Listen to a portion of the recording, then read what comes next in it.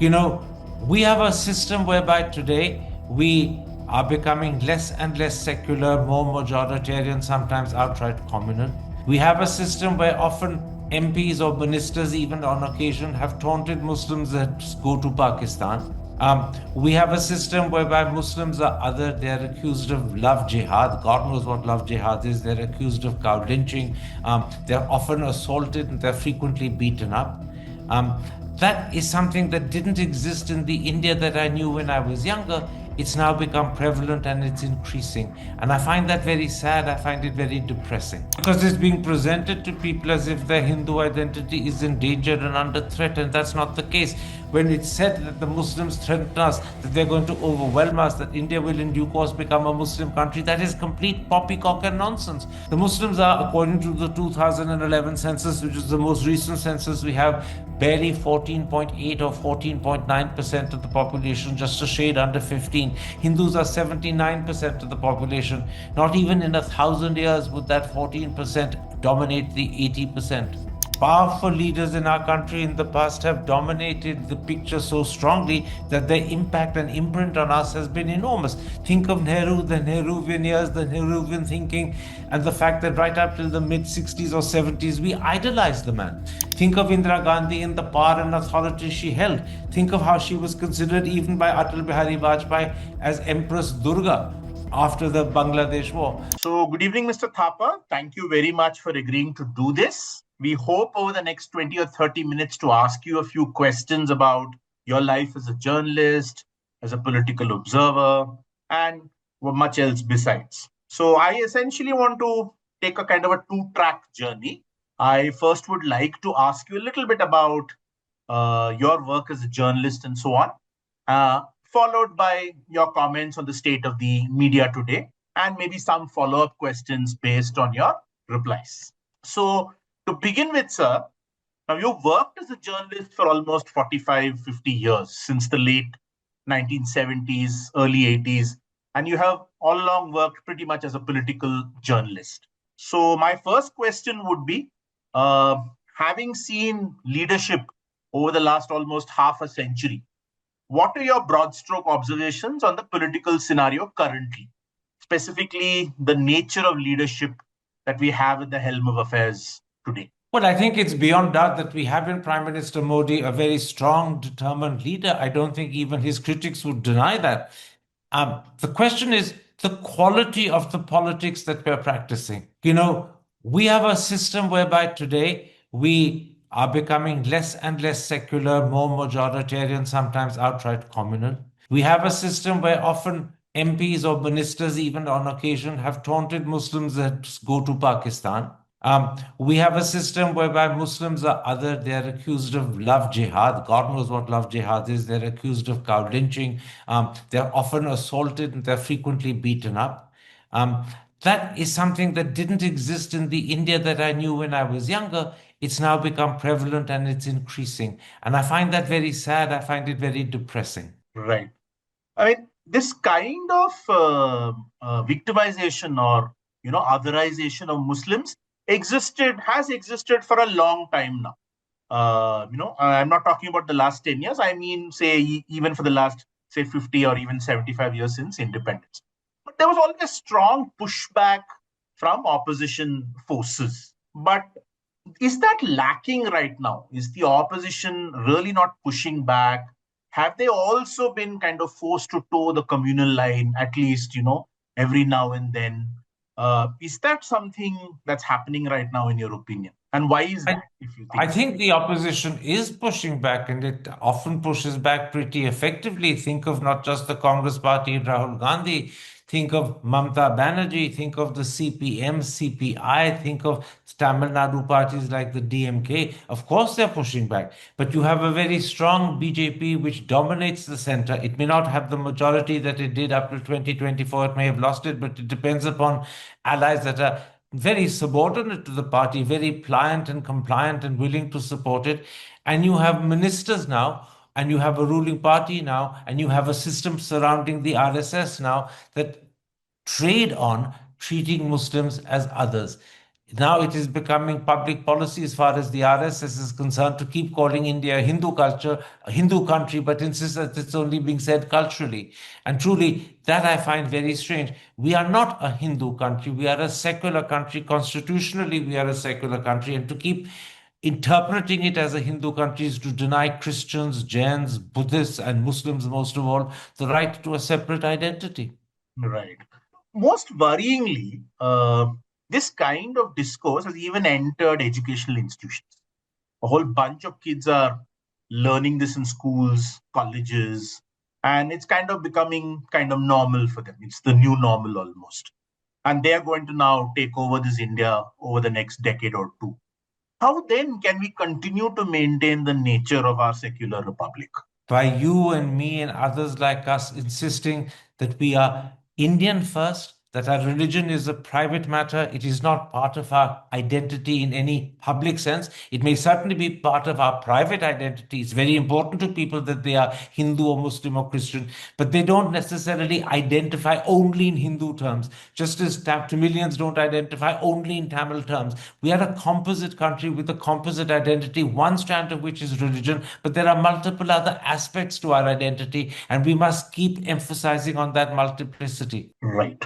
Do you think that will work, even though there seems to be great public support for taking on a very, very obvious Hindu identity in public and private life all across Twitter, and in other public places? Because it's being presented to people as if their Hindu identity is in danger and under threat, and that's not the case. When it's said that the Muslims threaten us, that they're going to overwhelm us, that India will in due course become a Muslim country, that is complete poppycock and nonsense. The Muslims are, according to the 2011 census, which is the most recent census we have, barely 14.8 or 14.9% of the population, just a shade under 15. Hindus are 79% of the population. Not even in 1,000 years would that 14% dominate the 80%.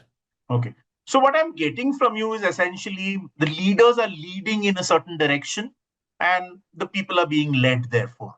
So a leader who chooses to lead in a different direction can effectively change things, with some difficulty perhaps, but can definitely effectively change the kind of discourse that we are seeing today. Powerful leaders in our country in the past have dominated the picture so strongly that their impact and imprint on us has been enormous. Think of Nehru, the Nehruvian years, the Nehruvian thinking, and the fact that right up till the mid 60s or 70s, we idolized the man. Think of Indira Gandhi and the power and authority she held. Think of how she was considered even by Atal Bihari Vajpayee as Empress Durga after the Bangladesh war. So important, powerful leaders can create an environment where they dominate and where they influence and where we, in a sense, are colored by them. Right. So all hope is not lost yet, therefore. I don't think hope is ever lost because I think India is a much bigger country and a much more resilient country than most people believe. But there's no doubt that we are going through what would be a fairly sorry time at the moment because of the nature of the leadership. This is enhanced by the fact that they are also strong leaders and their strength dominates us just as much as their opinions irritate me. But it's reassuring to hear from you that we have. Sorry, could you repeat that? I missed the first word of your sentence. I said it's reassuring to hear from you that all hope is definitely not lost and things can change and things can definitely change for the better. Now, yes, we've been through bad patches in the past. Don't forget the emergency from 75 to 77. There was a period during the emergency in 76 when people believed we had lost democracy forever. But it returned, and it was the Indian people with the first opportunity that they got with the election of 1977 who restored our democracy and restored our faith in freedom of expression, the right to institutions that are independent of government, the right to think freely as we want, organize freely as we want, form parties as we want. All of that was given back to us by the Indian people in 77. I'm sure when the opportunity comes to them again, it may take a long time to happen, that they will give back to India the rights and privileges and freedoms that we cherish. Right. We talked about elections, right? And how the Indian people voted very decisively in 1977 and in some sense, restored the democracy that had been taken away in 75 by the emergency. But with these Bihar elections, with the kind of skullduggery that we've observed, the kind of benefits that have been given to voters, the special intensive role revision that was undertaken, and so on. Elections themselves seem to appear a lot dodgier than earlier. The question therefore is, free and fair elections, will they still continue to happen in India? Well, free and fair elections in terms of people coming out and voting as they want do happen in India.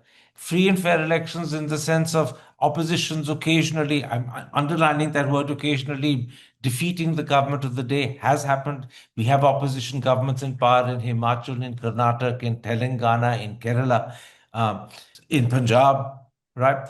But what is unfortunate is that we have now established a record. It began perhaps with Madhya Pradesh. It's happened again in Maharashtra. It's happened now in Bihar, where governments choose to reach out to people by giving them the offer of material benefits literally on the eve of the election. And that is a clear form of vote buying. I know that these welfare benefits do bring real benefit to the people who get them.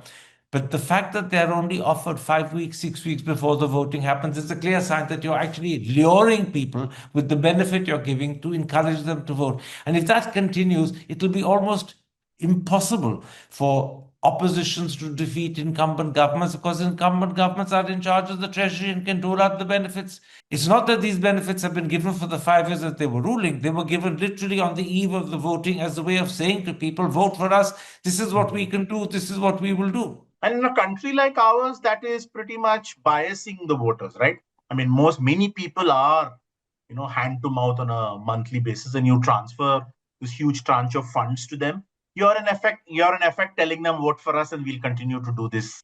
Or you Absolutely. And as I read in the papers in the state of Bihar, where the average monthly income is somewhere around 70,000, 10,000 is a huge amount of money to be given. And according to some calculations that I've read, which I'm assuming are correct, the total quantity of women who got it 1.3, 1.4 crore amounts to something like 60, 65,000 per constituency, which means that's a very large number of people who you're attempting to lure, and many of them you did successfully lure to vote for you. Right. Okay. I'm going to switch tracks now, and I'm going to talk a little bit about the media, something that you have been part of pretty much your entire working life. Now, my entire working life, in fact. Your entire working life. So my question to you is simple, right? All along, and even during the emergency, we had a tradition of very robust media, which was fearless, spoke truth to power. That piece has completely collapsed over the last decade or so, right? We have all these cheerleaders in both the print media as well as on the audiovisual media who seem to be doing the government's bidding. They're not actually asking questions of the government. In such a situation, how is the normal, ordinary voter ever going to learn the truth? How is he going to understand what the government is doing wrong and therefore change his opinion about the government if the media is so supine? There's an awful lot of truth, as you call it, that the Indian people are not made aware of by the media. The media either self-censors, or it is censored by its proprietors, or it is censored by the government, whichever three it is, I don't know. It can probably be all three at a time. But that information, that detail, that analysis is never given. Therefore, you find out through other means. You find out through social media, through WhatsApps and Instagrams, through YouTube, because that is still much freer, much more open, much more outspoken. But there are some newspapers that do give you the truth to the extent that they're capable of doing. I'm talking of the Telegraph in Calcutta, I'm talking of the Hindu in South India, but also in Delhi, I'm talking of the Indian Express. All three are newspapers that have strived very hard to uphold the highest standards. Sometimes they have fallen short of what they were attempting to do. I won't deny that. But quite often they haven't. They've succeeded. And so I, on a regular basis, read every single day the Hindu and the Indian Express, and I rely on those papers. I trust those papers. There's an awful lot that they tell me that I want to know and which they manage to convey quite successfully. But sadly, even those papers often have to give columns to government ministers as a way of balancing. So you find that people like the former vice president has become a sort of regular columnist, or Ram Madhav has become a regular columnist for the Indian Express. Before 2014, there was no sign of such people writing regular columns for papers. Now, in the Indian Express, they write fairly regularly, but that may be the way the paper internally balances what it's doing. And if that is a requirement, fine, as long as we get good, credible, believable, critical news. I'm quite happy to read these people as columnists. But the government has gone after, if not these two specific papers that you mentioned, but other independent media outlets like The Wire or, other important. Wire is a publication that you're associated with closely, and many others. In such a situation, how long can the media continue to kind of do this kind of reporting, investigative journalism, and so on, when all the authorities are kind of literally bearing down on them with all the power that they can command? The answer to your question would have to be a depressing one, which is that the media will not be able to carry on like this for very long. And which is why increasingly television in India has become what's called Godi media. Increasingly, several newspapers have become what is called Godi media. They've given in. They present the government line, or they write stories as if the government was the censor and they need to please the government censor. They don't really necessarily worry about analysis, good, solid, honest, objective reportage. They self-censor themselves. There are many papers where columnists who have been regular columnists for the paper have been told, please don't write this, we can't carry it. So therefore, then, in that sense, there is cause for concern. There is cause for worry. It's not all that hopeful, all that rosy, all that green. There's great cause for concern. I don't think the Indian media is a shining example of what a media can and should be. There are a few exceptions, and I've identified those exceptions, but the vast majority is depressing. Right. And that's probably, forgive me interrupting you, that's probably even more true of Indian news television. Right. Yeah, of course. I mean, needless to say, I think I can't think of a single television channel that is trying to do, at least to some extent, what the Hindu or the Indian Express is doing in print, or what The Wire is doing in the digital journalism space. I mean, I agree with you completely, nor can I. I can't think of a single channel that is one that would be worthy of regular daily watching. I can't think of a single one. Obviously, one's forced to watch them because you need to know what's happening, and to the extent to which they tell you, you will benefit. But they don't tell you reliably, they don't tell you honestly, they don't tell you with any criticism of the government. And they all go out of their way to attack the opposition. Never will you see similar criticisms or critiques of the government. They pillory Rahul Gandhi. They very rarely question Narendra Modi. In fact, during election time, Narendra Modi and Amit Shah's rallies, regardless of the fact that there are other important things happen, are shown live. You see channels cutting to the Prime Minister's rally or the Home Minister's rally, even though the channel may at that point of time be in the middle of a news bulletin, which should be considered sacrosanct, but they'll cut immediately to the Prime Minister or the Home Minister, and they'll ignore the fact that what they're hearing in that speech that is being carried live is something they've heard 3-4 times already. Right.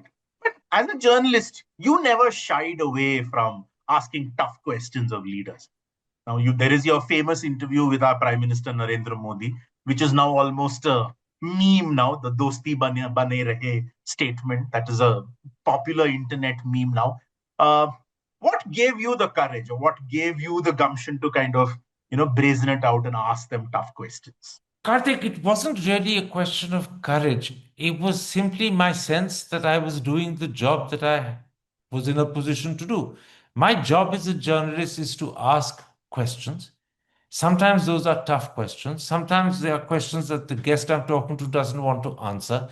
But when you have an audience watching you and you've asked a question, I think courtesy to the audience demands that you persist till you get an answer. Otherwise, the audience will have wasted their time listening to your interview, and they'll say to themselves, he asks questions, he doesn't bother about the answer, he doesn't get the answer, he doesn't persist, it's a waste of time, why watch him? So I think both my responsibility as a journalist as well as my responsibility to the audience means that if you ask a question, you must ensure you get an answer. And if you don't, after great persistence, get an answer, then you need to make your failure to get an answer the next question. Why aren't you answering? What is there about this question that you're embarrassed about or scared of or shy of? That, I think, is what you will find anchors doing on television channels abroad in the West. The BBC does it, CNN do it, Al Jazeera does it.